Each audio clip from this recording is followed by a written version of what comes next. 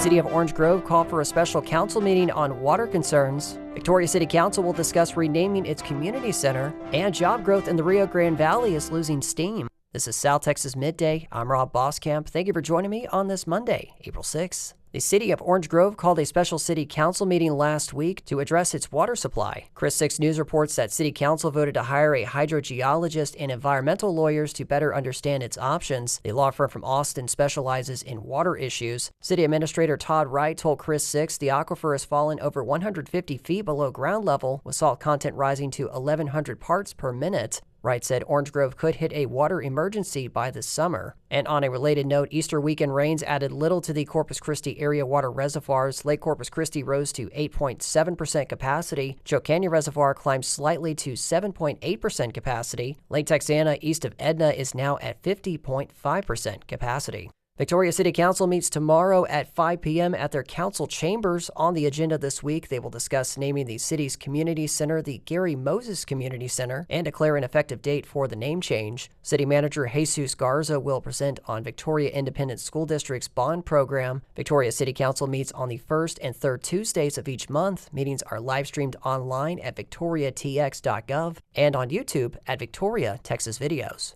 On a separate note, Corpus Christi City Council meets next Tuesday, April 14th. The Rio Grande Valley Business Journal reports that the current job market for the valley is showing sluggish growth compared to last year. According to data from the Texas Workforce Commission released last week, the latest figures indicate the Brownsville-Harlingen Metro's total non-farm jobs decreased slightly over the year, driven by a decline in manufacturing. The McAllen-Edinburgh-Mission metro area grew by less than 1% over the year. Employment there was dragged down by a decline in professional and business services, but grew in manufacturing, private education, and health services jobs.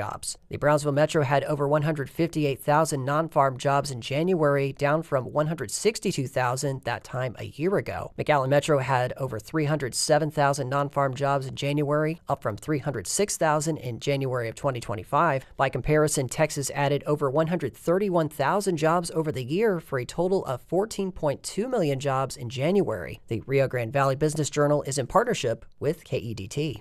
La Joya Independent School District will overhaul its transportation ahead of the 2026-2027 school year. KRGV reports the district-wide effort follows a detailed transportation audit and a strategic shift toward a student-centered system. A news release from the district reveals that current transportation practices have led to rising operational costs, with fuel, maintenance, and overtime expenses each projected to approach $1 million annually if left unaddressed. Key improvements include optimizing and consolidating routes using advanced technology to reduce overlapping routes, balance ride times, and improve on-time performance. The district will also implement new tools that will allow families to view school and bus stop information. Families will have opportunities to give feedback through district-wide survey that will be open from Tuesday through April 24th, as well as a series of community town halls this month. In state news, thousands of protesters gathered at the state capitol over the weekend to speak out against a proposal for a border wall in the Big Bend region. KUT's Lee Walden has the details. The Capitol steps were filled with protesters calling for changes to plans for a physical border wall in the Big Bend region.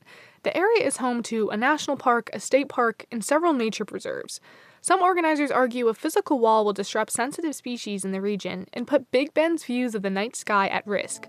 Congressman Lloyd Doggett spoke at the rally. I think the Big Bend is such a unique place that it's critical that Trump's desire to build walls everywhere not tear it up. And this is an opportunity to bring people of all political persuasions together who just treasure this area.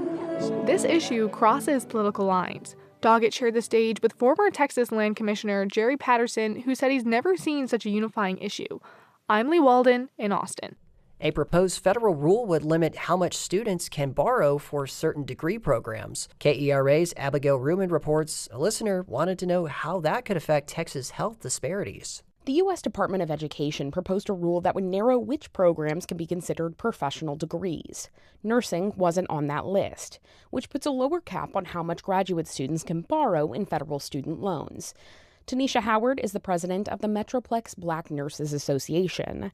She says the proposed rule would make nursing education less accessible to minority and first-generation graduate students, which is then going to continually widen the disparities in advanced practice representation. The Department of Education said the rule has not been finalized and is currently subject to ongoing rulemaking.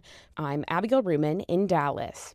Every year, billions of migrating birds pass through Texas, but not all of them make it to their destination. One of the reasons why? Cats. They're adorable and prolific hunters. Each year, they kill billions of birds across the U.S., but an Austin bird conservation nonprofit hosts an event aimed at preventing these deaths. The Texas Standard's Sean Sedania takes us on a catio tour.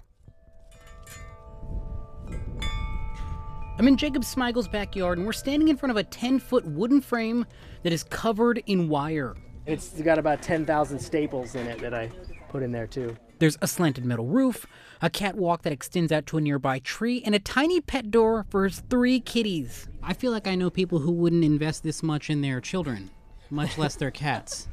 You know, I didn't want to go overboard. What he's showing me is a catio, an outdoor but enclosed space for cats. It's the same concept as yard time for prisoners, and Smeigel introduced me to one of the inmates. Hi, Quinn. She's pushing the microphone away. Quinn is a 6-month-old tabby who was sunbathing for our entire interview like a total diva. And there are about a dozen people here to see her and this massive catio, like Rebecca Wells and her friend Lexi Somerville. We both have orange cats, which we have a theory. I don't know if you've heard of the orange cat theory. Yeah, they all share a brain cell. Yes, exactly. Yes. Smeigel and his family are the final stop on a citywide tour put on by Travis Audubon, where Kaylee Zazula is program director. If anyone is listening to this and they think, why does Travis Audubon hate cats? What would your response to that be? We love cats. We think cats are great pets. This is, us trying to speak to cat owners and think about the effects that keeping your cats outdoors can have on wildlife. They do this event because it's impossible for cats like Quinn to turn off their hunting instinct. She thinks my fuzzy microphone is a toy. Oh, she's biting it. Cats are known to hunt more than 2,000 species and have been linked to the extinction of 40 types of birds. Cats would be particularly problematic for species that spend time near the ground. So think lark sparrows here in central Texas, or ground nesting birds in particular. Grant Sizemore is with the American Bird Conservancy, and he explains that cats don't even need to kill to disrupt an ecosystem. They do this through something called the ecology of fear. When a cat is nearby a nest, even if the cat doesn't directly attack that nest, it causes a change in the behavior of the adult birds. When cats are around, birds have to focus on not getting eaten, which takes time away from other activities. And they're not spending that time feeding their young. This year's catio tour had an estimated 350 attendees, like Rachel and Jonah Jackson. We have 3 cats. They're all named after food. There is Marshmallow, Peanut, and Rotten Banana. That's cute.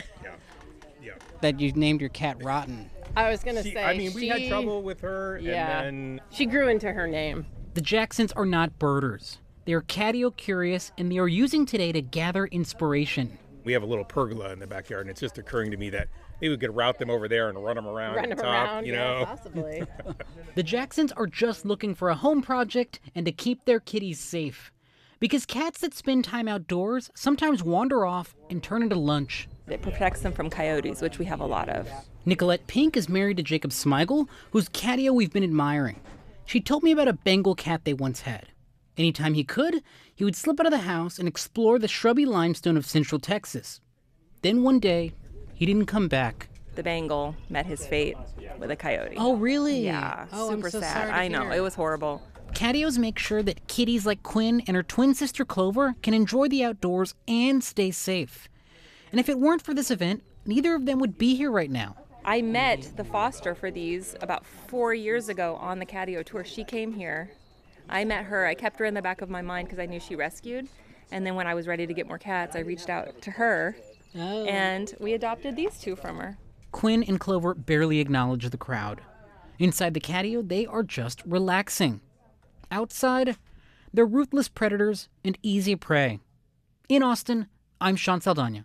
And in sports, the Corpus Christi IceRays split a road series with the Oklahoma Warriors over the weekend. They lost 4-2 on Friday before having the last word with a 7-5 win on Saturday. The IceRays played this weekend under assistant coach Ryan Gill, now filling in as interim head coach for the remainder of the season. In NBA G League postseason action, the Rio Grande Valley Vipers fell to the South Bay Lakers 112-97 in the semifinals of the Western Conference playoffs. And that is the latest news and information on South Texas Midday. I'm Rob Boskamp. Your community arts calendar and more is on the way.